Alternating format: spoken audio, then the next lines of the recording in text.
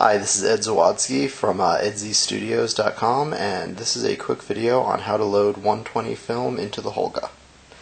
Now, for anyone who's not familiar with the Holga, it is a medium format toy camera, takes medium format film, and here I have my Holga and a box of the good old standard Tri-X 400 ISO film.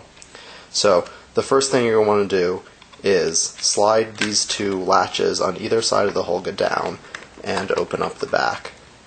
There should be a uptake spool on the right side of the Holga. Rotate that so that the slit is vertical so that you can put the tab of the film into it, and then let's open up our film.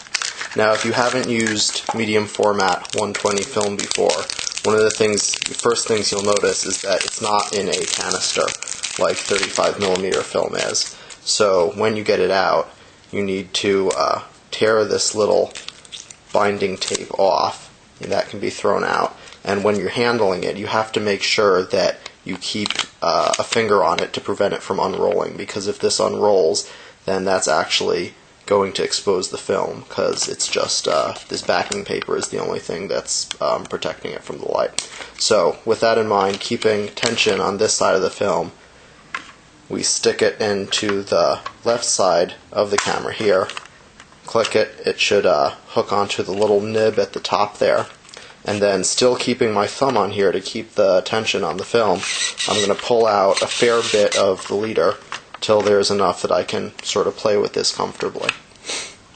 Now I'm going to, you can see this here, I'm going to take the tab at the end and just get it into the slot right there. And then I'm going to start to turn the uptake dial on the Holga until I feel that film tension. And see, now it's nice and tight. I've got resistance here.